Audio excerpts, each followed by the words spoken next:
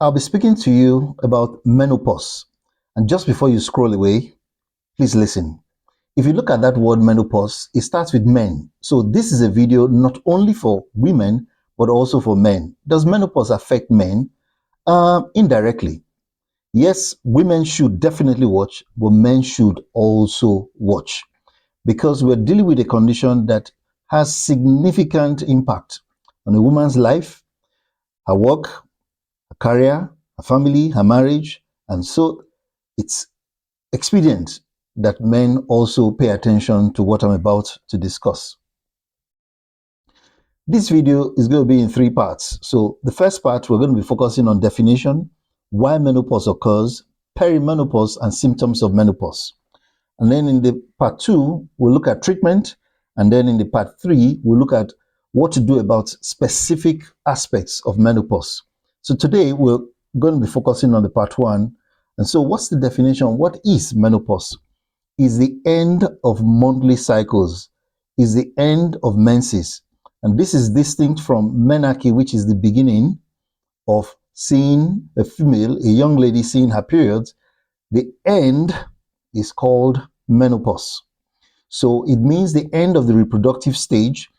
It means for a period of 12 months where a woman has not seen her periods. And so we can say that menopause is a retrospective diagnosis. In other words, we look at a woman that has not had her periods for 12 months, and then we look back and say, that's definitely menopause because you haven't seen your menses for 12 months.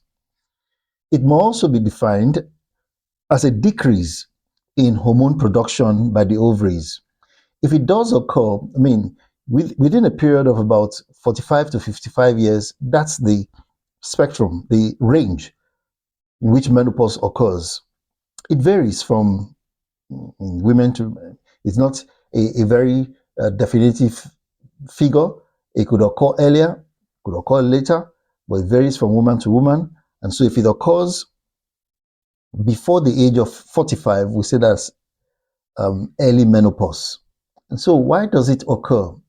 It does occur because of a decrease in hormones, decrease in estrogen, progesterone. Most of the symptoms that a woman experiences will be due to a decrease in estrogen. So what are the causes? Age, definitely. I've just mentioned that between the age of 45 and 55, you could have a number of women entering into menopause. Of course, this varies from one woman to the other. Number two, chemicals. In other words, for example, if you have a patient that is being treated for cancer, having chemotherapy, the medications used can also have significant negative impact on the ovaries and so reduce production of these hormones, and so the woman can go into menopause. Number three, surgery. If a patient has had the ovaries removed for one reason or the other, a procedure referred to as oophorectomy. If that occurs, the woman can also go into menopause. So there are a number of reasons why this could occur. And just while we talk about menopause, a quick concept about perimenopause. Remember from time where you did arithmetic, you remember perimeter, around. Okay, so perimenopause will mean around menopause. In other words, perimenopause will be akin to a harbinger, as it were, giving you signals of what is to come. So perimenopause is announcing that menopause is on the way. And so in perimenopause, we're looking at the years before menopause where a woman's periods become irregular. Now, this could occur in terms of the duration and the amount. In terms of duration, periods may become longer or shorter. In terms of the amount, periods become lighter or heavier. And so perimenopause is when you have the symptoms of menopause, but you could still be seeing your periods, but the periods are irregular. If you come to the point where you haven't seen the periods for 12 months, then we say the woman is experiencing or has entered menopause. So what are the symptoms? Remember at the beginning of this video, I said women definitely should watch, men should also watch. The reason is that the woman experiencing menopause experiences a lot of symptoms that can be quite overwhelming for some women, and this could have very severe impact on her life, and her family.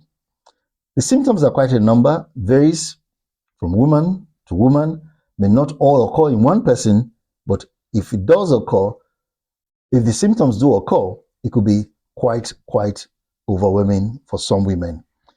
Number one, we look at hot flashes. Sometimes you may see this referred to as hot flushes, night sweats, dryness in the lower genital tract, trouble with sleeping, thinning and drying of the skin, anxiety, mood swings, brain fog, where a woman has poor memory, inability to concentrate, increase in central abdominal fat, in other words, they gain weight, cholesterol profile becomes deranged, and this could have an impact on the vascular function, predisposing them to conditions like stroke.